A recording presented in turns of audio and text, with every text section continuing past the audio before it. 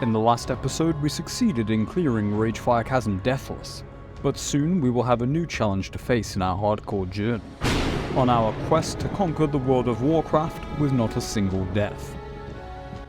We're currently level 18, looking to finish up some of the higher level quests at the crossroads before heading probably into another area. I'm currently thinking Ashenvale. This starts with us heading over into the Harpy area at the northwestern part of the Barrens, looking for the 8 Witchwing Talons that we need. This also let us pick up Codobane's head for the Kolkar leader's quest.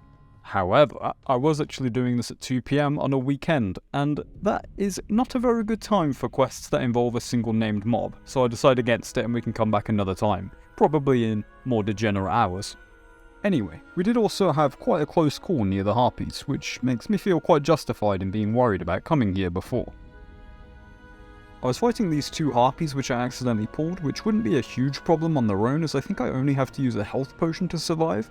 In fact, even without a potion I could probably survive with 1 or 2 lucky crits, but as I'm kiting I've run my back into another Harpy, and at this point I know I can't fight, so I just run for my life, luckily making it out alive when they de-aggro. My life just flashed before my goddamn eyes, oh my god.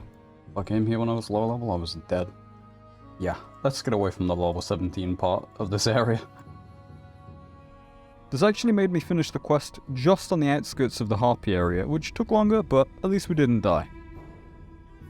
Soon after that, we headed over to the Oasis to take out the Snapjaws for their shells. There's this level 20 elite thing which also swims around, but as long as you stay back, it's not a threat. But it is still a bit scary if you're not paying full attention, as we're usually not when playing Classic WoW, let's be honest. A small side note, after Ragefire Chasm, I did actually train some of the abilities that I was missing, such as Demoralizing Shout, which would have been a huge boon to have in the dungeon run, but whatever. We made it without dying thankfully, but at least for the next dungeon I will be more prepared and aware of my abilities. Later after that I decided to do some of the pirate quests over near Ratchet.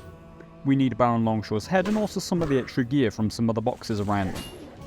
Baron Longshore drops pretty fast. His head didn't really help, and soon we were removing his head with our staff. Somehow. We quickly went to pick up the loot for the quest, and the path is blocked. By Baron Longshore? How are you back alive? What? Whatever. We kill him again and take the quest item. We go to pick up the final quest item, but our path was once again blocked. Again? By Baron Longshore. There's something weird going on here.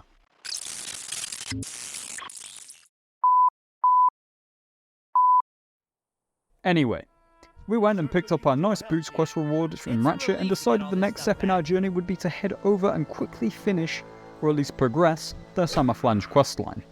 For now, this mostly involved waiting for Tinkerer's Niggles. Thankfully, there was no competition, and soon we had handed in the next part of the questline, which gave us a pretty nice shield actually, which we will probably be using when we're next doing a dungeon, unless we have to DPS.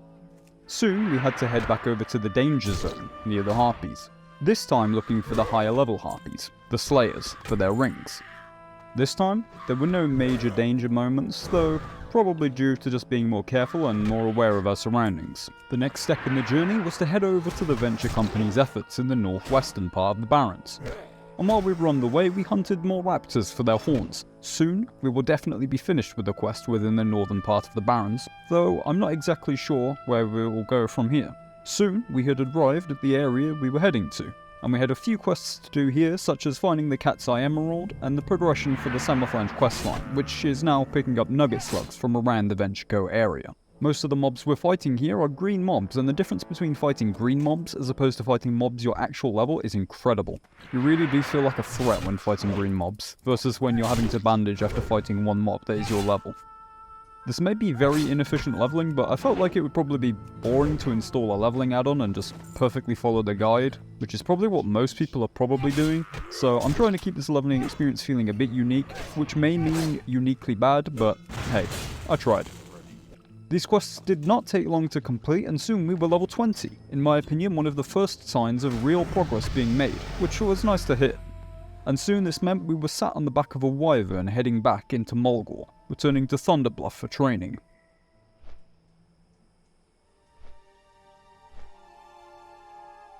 We upgraded our professions however we could and learned the warrior training that we could afford.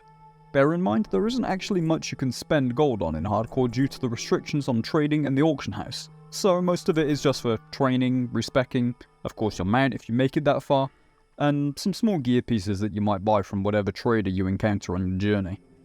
Level 20 meant that we had progressed to the next row of talents, meaning we can hopefully pick up something meaningful. This ended up being Piercing Howl for us, which should be pretty useful for mainly running away from mobs as an escape tool, but also sometimes might help us not to chain pull, so likely to not be a major upgrade unfortunately, but we'll take it.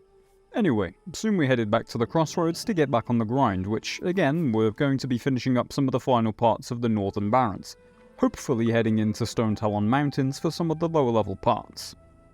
The first quest to complete after returning was the Scytheclaw Nest quest. We already had the feathers from farming the raptor horns before, and as we got to the nests, someone had actually just killed all the raptors, so it was an easy and fast completion. So I then decided to head over to the Stolen Silver quest. This quest can definitely be quite difficult for people as you have to fight a few raptors at the same time, and if you're a squishy class with no tools to help you here, you will probably just die or need help from some other random player. Or to, overgear and overlevel it quite significantly. Luckily, we were a warrior, and just charge in with no fear and pop retaliation, quickly deleting all the raptors as this beta rogue cowers in fear of our Chad aura. We salute them with respect and move on with our hardcore grind. For a short time now, we're going to be venturing outside of the Barrens. Our first steps into STONETALON Mountains were upon us. Not for long, as many of the quests in STONETALON are around the mid-level 20s, but there are a few just slightly into STONETALON involving the Grimtote and Torum tribe, which are around our level. This is one thing that confuses me about Classic. This quest is level 18, but most of the mobs you have to kill for it are only level 14 and 15. So I'm trying to outlevel most quests we complete just to stay ahead in XP, but sometimes, like in this case, the lower level mobs are almost grey.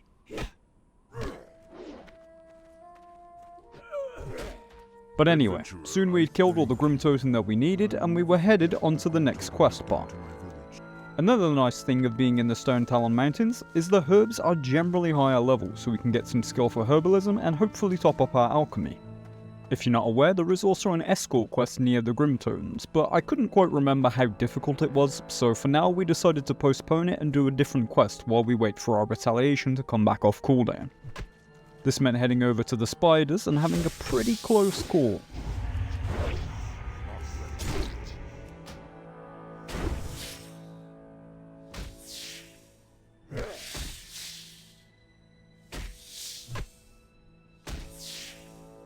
But I stuck with not using a potion and we didn't have to waste it in the end.